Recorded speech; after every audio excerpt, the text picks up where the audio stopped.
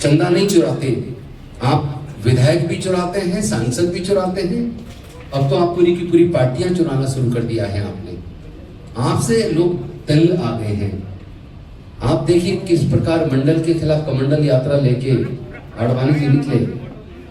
VHP के लोग बताते हैं कि उस वक्त 1400 करोड़ रुपए चंदा इकट्ठा हुआ, जिसका आज तक अता पता नहीं है। ये बात हम तो नहीं कह रहे, ये तो विश्व हिंदू परिषद के लोग कहते हैं। और फिर जब मंदिर बनने से पहले मंदिर का फाउंडेशन किसने रखा? नरेंद्र मोदी जी ने रखा। उस वक्त के राष्ट्रपति रामनाथ कोविंद जी थे, उनको तो आपने नहीं बुलाया। क्यों नहीं बुलाया? क्योंकि वो दलित है। आप दलितों से नफरत करते हैं। और जब मंदिर बन गया, उसके उद्घाटन का टाइम आया, तो उस वक्त राष्ट्रपति द्रौपदी मुर्मू जी थी, आपने उनको भी नहीं बुलाया। आप चूंकि आदिवासियों से भी नफरत करते हैं। और उसके बाद आपने प्राण प्रतिष्ठा भी आपने की, ट्रस्ट भी आपने बनाई। ट्रस्ट में कौन होगा वो भी आपने तय किया। और उसके बाद एप्लीकेशन पुलिस को देने के बाद भी 20 दिन लग गए मुकदमा दर्ज करने में। तो क्यों ना ये मान लिया जाए कि इसके तार दिल्ली से जुड़े हैं, और शायद इसीलिए आप चुप्पी साधे हुए हैं। आज ही एक स्टिंग ऑपरेशन टाइम्स नाउ ने किया था, उसका एक लिंक आज ही आया। आपने भी टीवी पे देखा होगा, टीवी पे चला है टाइम्स नाउ पे। टीवी के कोई पत्रकार ने एक हार बनवाया, और हार बनवा के, हार वैसे नकली बनवाया, लेकिन असली कह के वो उसको लेके अयोध्या गए राम मंदिर में चढ़ाने के लिए।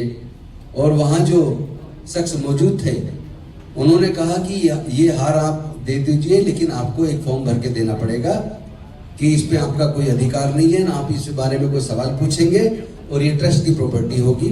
और भी कई कॉलम उन्होंने उस फॉर्म में बना रखे थे। और उन्होंने ये भी कहा कि इसका पूरा संचालन अभी भी चंपत राय जी के माध्यम से हो रहा है। इसका मतलब चंपत राय को क्यों खुला छोड़ा? क्यों छोटे कर्मचारियों को उठा के गिरफ्तार करके जेल में डाला? आप छोटे चोरों को डाल रहे हो, लेकिन बड़े चोर बचे हुए क्यों हैं? कहीं ऐसा तो नहीं उनके तार चूंकि दिल्ली से जुड़े हैं?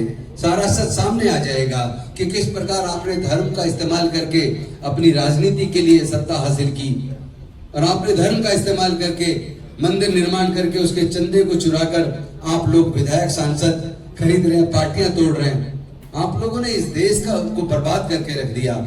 आज आप देखिए, जब भारत गरीब था तो भारत में शिक्षा मुफ्त थी, एकदम फ्री, ना के बराबर पैसे खर्च करके गरीब से गरीब परिवार के बच्चे डॉक्टर बन जाते थे, इंजीनियर बन जाते थे, साइंटिस्ट बन जाते थे, प्रोफेसर बन जाते थे, ब्यूरोक्रेट्स बन जाते थे, जजेस बन जाते थे।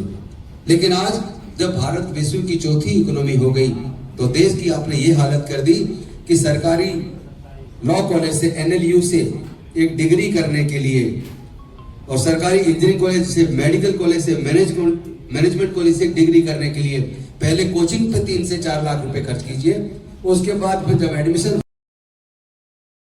राजनीति हो या क्रिकेट, देश विदेश की ब्रेकिंग हो या आपके मोहल्ले की बड़ी खबर, सब मिलेगा एक ही ऐप में, सबसे तेज और भरोसेमंद।